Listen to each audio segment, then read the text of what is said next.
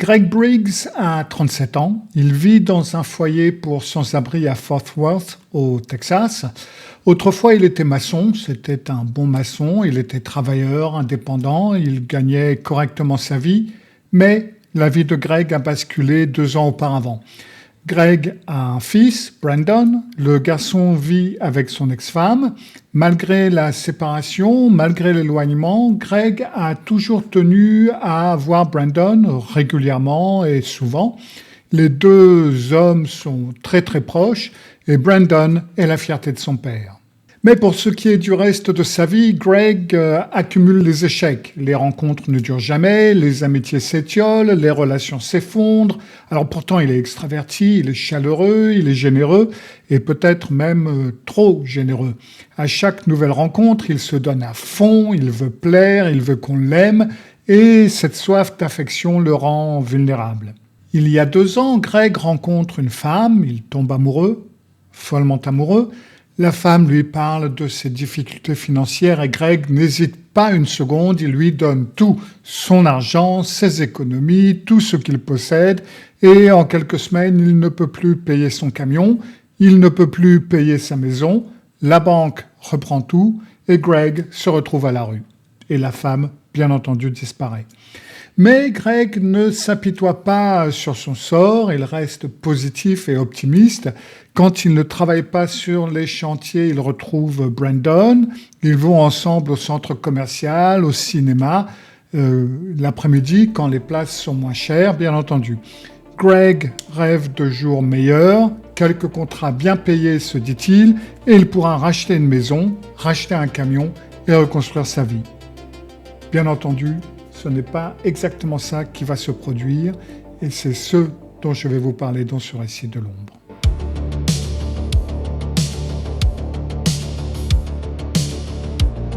Avant toute chose, et si ce n'est pas déjà fait, souvenez-vous de vous abonner. Souvenez-vous de cliquer sur la petite cloche pour être averti lorsque je mets une nouvelle vidéo en ligne. Et bien entendu, mettez un pouce en l'air et commentez, partagez, etc. etc. Il n'y a pas de raison de ne pas en faire profiter d'autres personnes. Nous sommes maintenant au matin du 27 octobre 2001. Ce matin-là, 2 hommes appellent la police de Fort Worth. Ils viennent de voir quelque chose d'inquiétant à Cobb Park. Alors, Cobb Park, c'est un grand parc public, il y a des aires de jeu, des sentiers de randonnée, des terrains de sport, etc. Mais le parc a mauvaise réputation et ça, surtout la nuit. On y trouve des trafiquants de drogue, des drogués, des prostituées, etc. Donc la police reçoit très souvent des appels concernant Cobb Park. Un inspecteur se rend sur place, rencontre donc les 2 hommes qui lui expliquent la situation et lui donnent des indications. L'inspecteur remonte dans son véhicule et s'engage sur un sentier qui traverse le parc. Au bout d'environ une dizaine de mètres, il garde son véhicule et il y a un banc juste après le virage à une 60aine de mètres de là. Il descend de voiture, marche sur le chemin qui est en ciment, il ne voit pas encore le banc, mais il peut voir autre chose, il peut voir des traces de pneus très profondes dans l'herbe et dans la boue, sur le côté droit du sentier. Quelqu'un a conduit dans ce parc récemment et c'est donc hors des chemins autorisés. Donc il continue, il suit ce chemin, il arrive au virage, il voit le banc, il voit des traces de pneus qui mènent directement à ce banc. Et sur le banc, il y a une masse enveloppée dans ce qui ressemble à un tapis ou une couverture.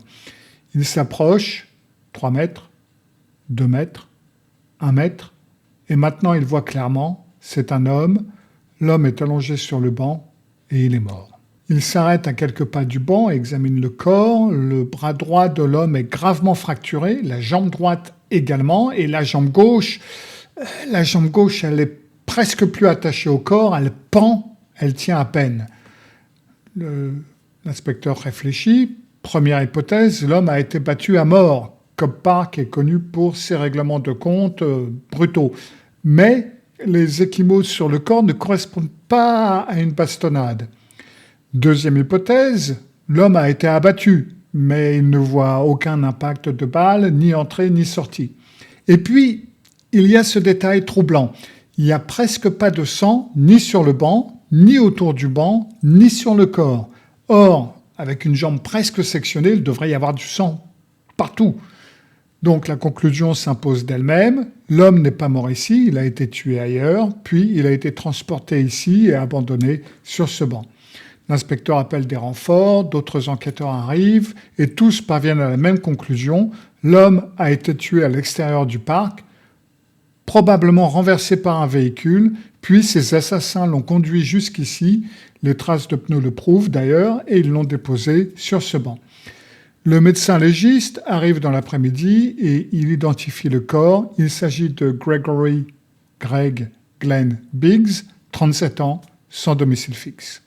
La police interroge les habitués de Cobb Park, elle interroge les criminels connus du secteur, elle épluche les images de vidéosurveillance dans le parc, autour du parc. Personne n'a rien vu, personne ne sait rien, les caméras n'ont rien enregistré d'intéressant.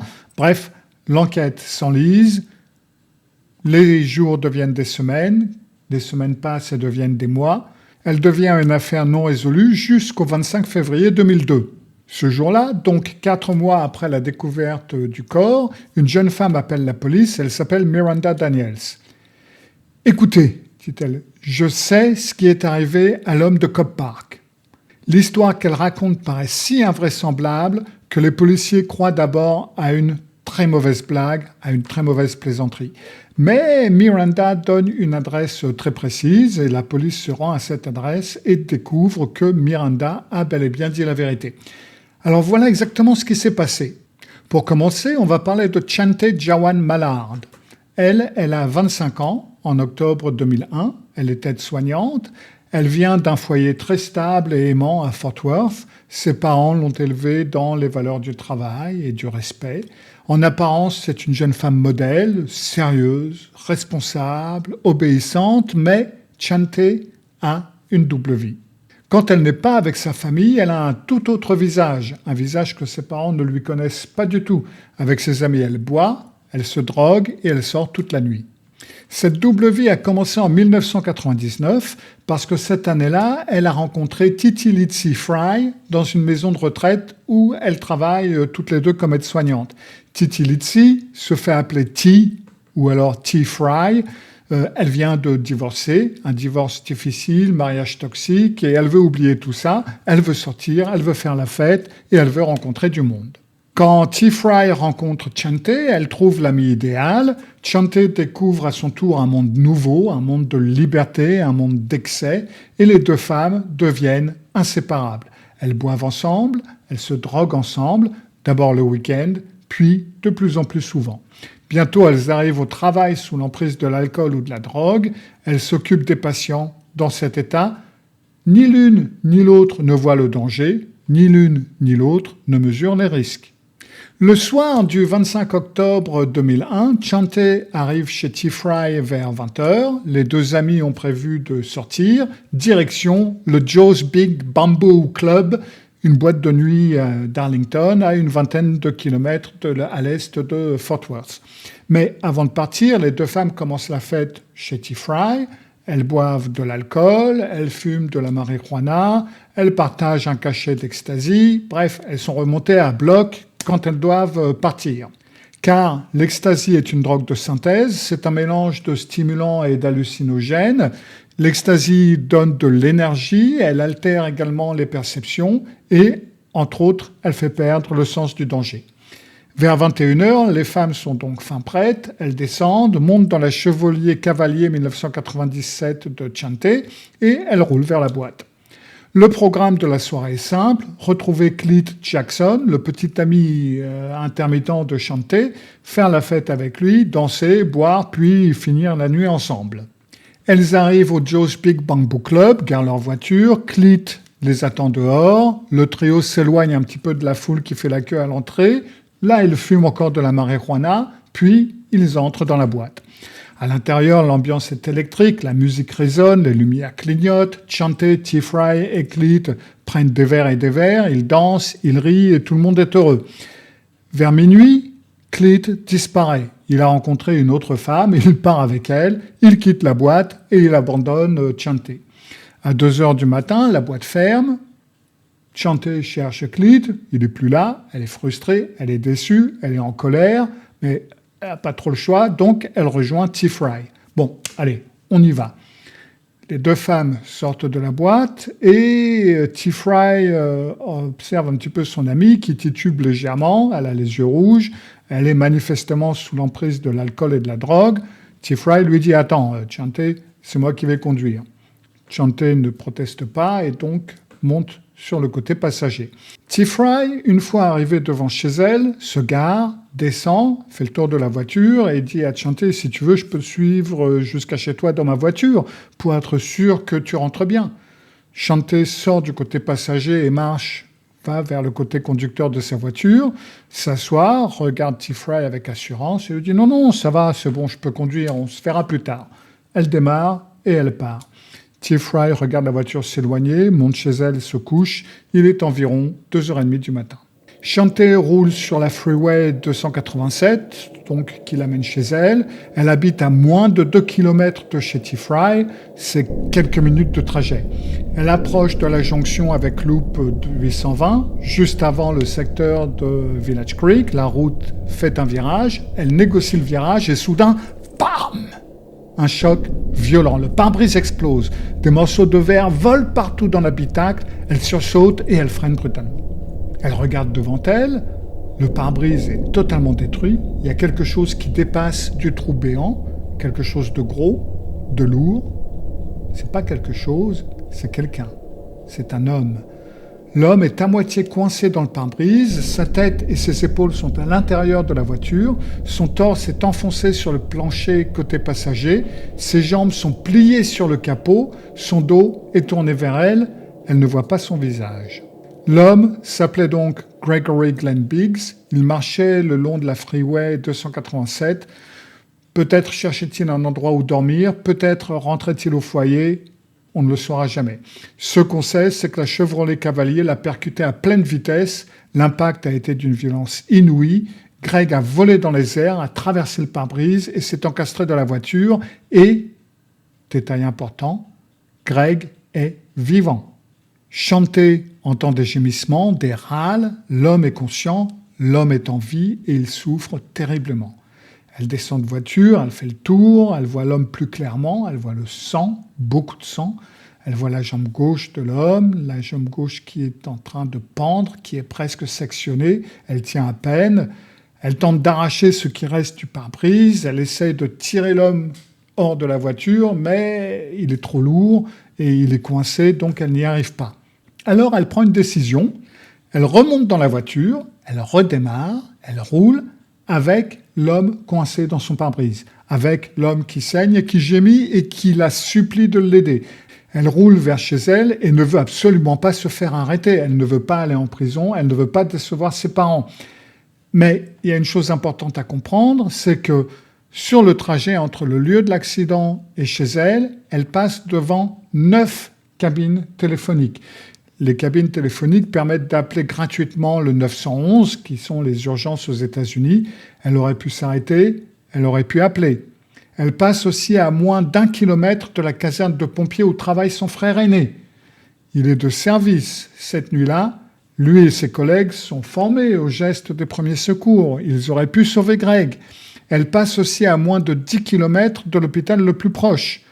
Elle est elle-même aide-soignante, elle connaît les gestes qui sauvent. Elle pourrait au moins tenter de ralentir l'hémorragie, mais elle ne fait rien, absolument rien.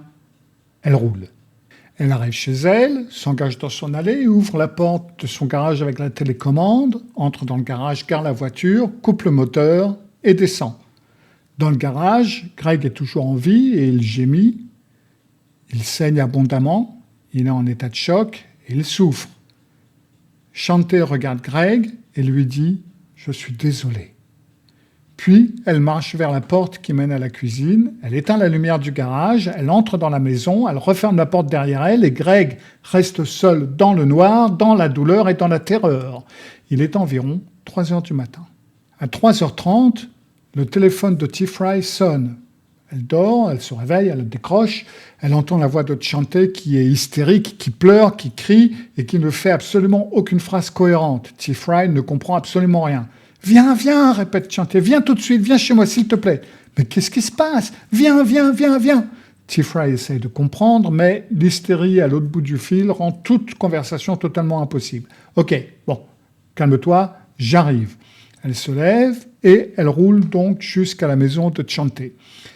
Et Chante est dans la cuisine, elle pleure et elle répète sans cesse « Je voulais pas, je suis désolé, je ne voulais pas, je suis désolé, je ne voulais pas. » Mais qu'est-ce qui se passe? Va voir dans le garage. T-Fry traverse la cuisine, ouvre la porte qui mène au garage et allume la lumière. Et au milieu du garage, il y a donc la Chevrolet Cavalier avec le pare-brise détruit. Et dans le pare-brise, il y a donc un homme planté, ensanglanté, la tête et le torse à l'intérieur de la voiture, une de ses jambes quasi sectionnées et les jambes qui pendent donc sur le capot.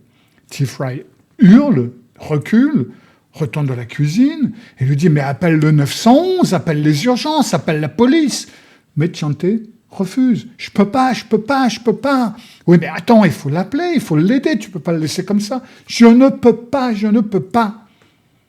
T-Fry ne comprend pas. Elle est sous le choc, elle devrait prendre son téléphone, elle devrait appeler elle-même le 911, mais elle ne le fait pas non plus. Pourquoi? La peur, la panique, la drogue dans son système peut-être, l'amitié pour Chante? On ne le saura jamais vraiment. Les deux femmes éteignent donc la lumière du garage et ferment la porte. Elles montent dans la voiture de T-Fry et vont jusqu'à l'appartement de T-Fry où elles vont se coucher. Et dans le garage de Chante, dans le noir, Greg Biggs agonise.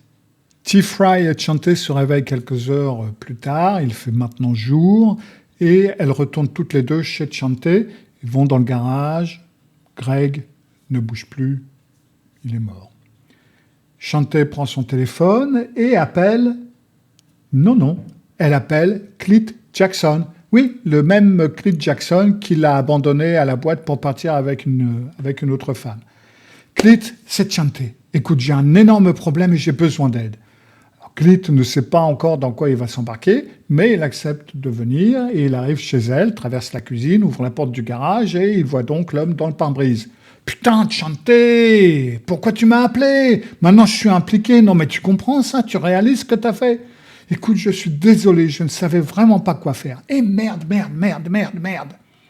Clyde est en liberté conditionnelle. S'il est mêlé à cette affaire, il retourne en prison. Mais il regarde l'homme, il touche l'homme avec un râteau pour voir s'il est vivant. L'homme ne réagit pas car il est mort. Donc, Clyde prend la décision d'aider Chante, mais il ne veut pas brûler le corps, il ne veut pas l'enterrer non plus. Non.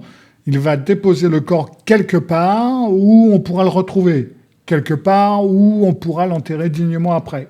« Écoute, dit-il, je vais appeler mon cousin Tyrone, il va s'occuper de ça, mais on ne brûle rien, on n'enterre rien. On le met quelque part où on pourra le retrouver, c'est clair? Ok, d'accord.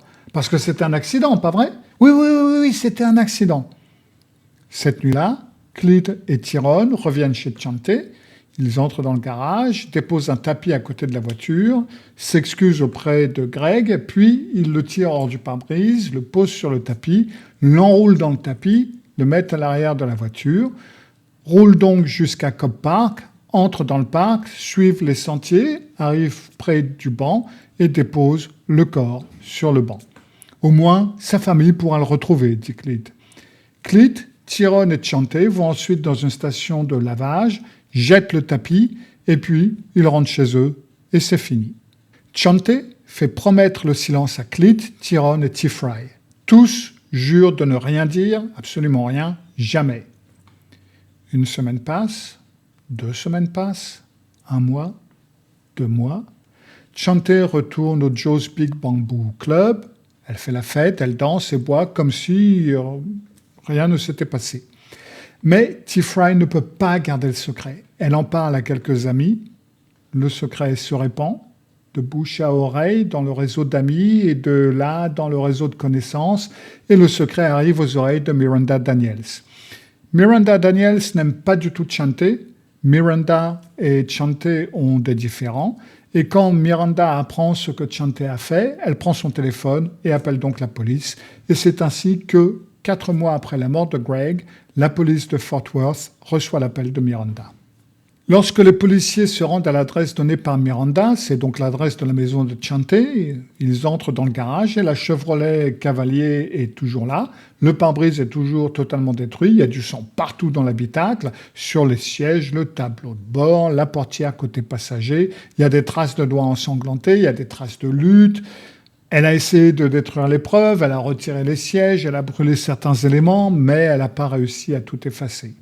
Les enquêteurs analysent la voiture, ils trouvent les empreintes digitales de Greg sur la pochette, par exemple, de la portière côté passager. Et là, ce sont des empreintes totalement parfaites dans le sang, ce qui prouve que Greg était conscient, ce qui prouve qu'il a tenté de s'extraire de la voiture, ce qui prouve qu'il a lutté pour sa vie. Les enquêteurs trouvent aussi de minuscules gouttelettes de sang sur le siège. Un expert analyse ces gouttelettes. Ce sont des projections. Quand on crache du sang, quand on tousse du sang et quand on respire avec difficulté et qu'on a du sang dans la bouche. Ce qui prouve donc que Greg respirait encore et donc était vivant. Ce qui prouve qu'il a peut-être parlé, qu'il a peut-être supplié. Le procès de Chante Mallard commence le 23 juin 2003, presque 2 ans après la mort de Greg. T-Fry témoigne contre Chante. En échange de son témoignage, elle obtient l'immunité totale. Elle ne sera pas poursuivie pour non-assistance à personne en danger. Clyde Jackson témoigne aussi. En échange de son témoignage, il plaide coupable pour dissimulation de preuves. Il est condamné à 10 ans de prison. Herbert Tyrone Cleveland fait de même. Il plaide coupable pour dissimulation de preuves et lui, il écope de 9 ans de prison. Oui, quand le couperet tombe aux États-Unis, il tombe. Le médecin légiste, le docteur Nizam Pirwani, témoigne et explique que les blessures de Greg, jambe gauche presque sectionnée, jambe droite fracturée, bras droit fracturé, fémur brisé, tibia brisé, côte cassée, lacération multiple sur le torse, on lui demande « Est-ce que ces blessures ont tué Mr. Biggs immédiatement ?» Non, non, M. Biggs a saigné à mort, cela a pris environ 2 heures. Aurait-il pu survivre? Oui. Avec des soins médicaux de base, M. Biggs aurait survécu. Un simple garrot aurait pu ralentir l'hémorragie, un appel au 911 et une ambulance, un pompier, n'importe quoi, M. Biggs serait en vie aujourd'hui.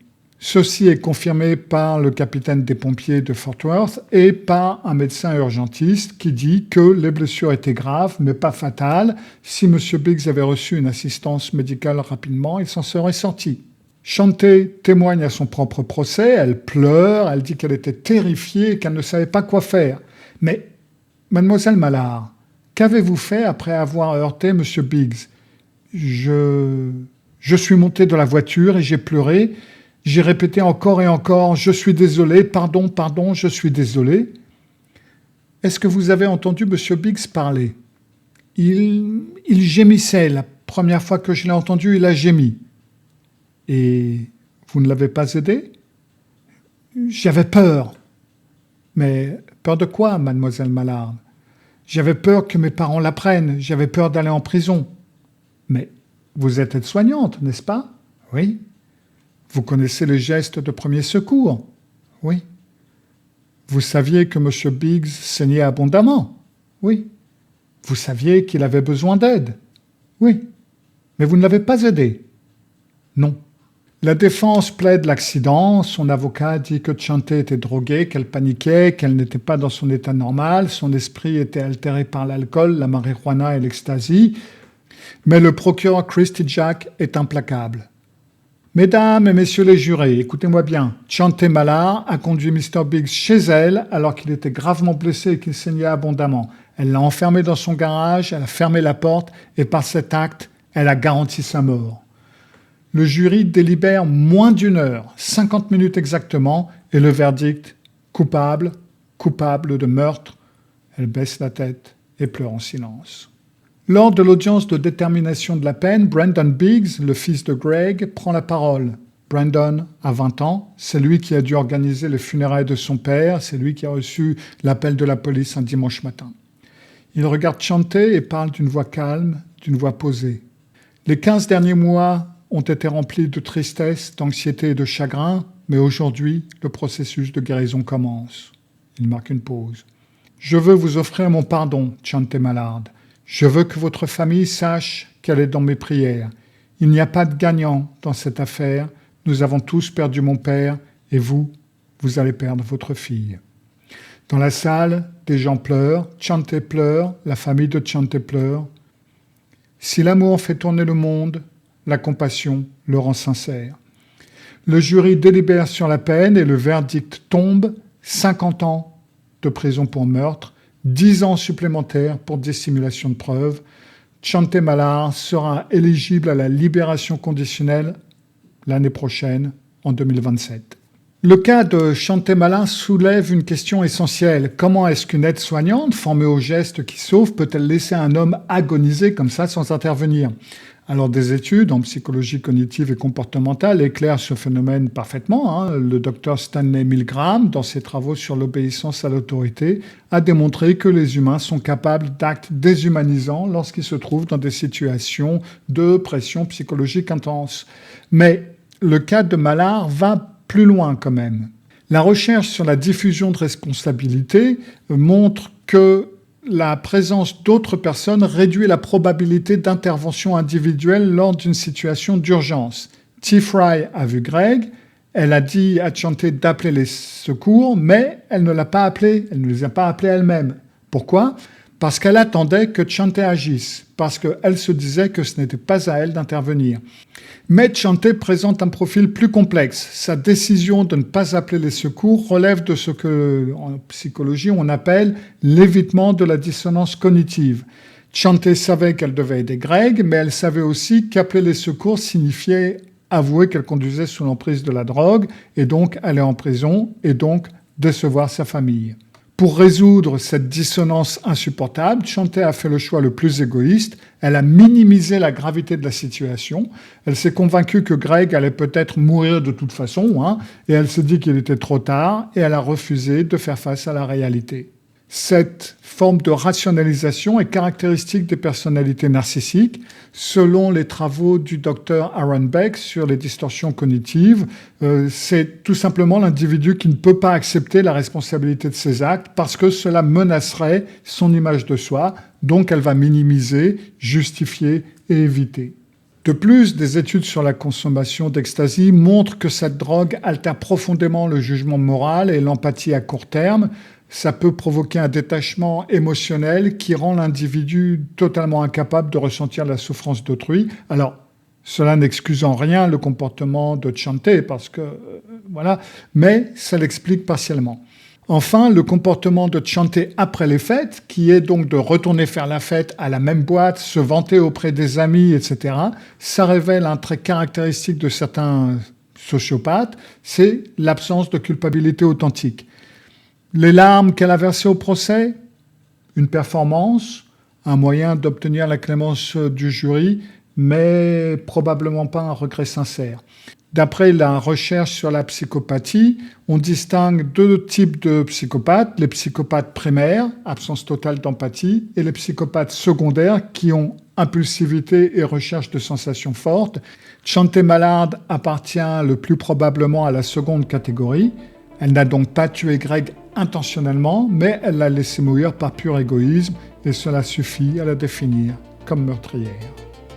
Voilà, merci de m'avoir écouté pour ce récit de l'ombre. Je vous retrouve bientôt pour un nouveau récit. À bientôt. Au revoir.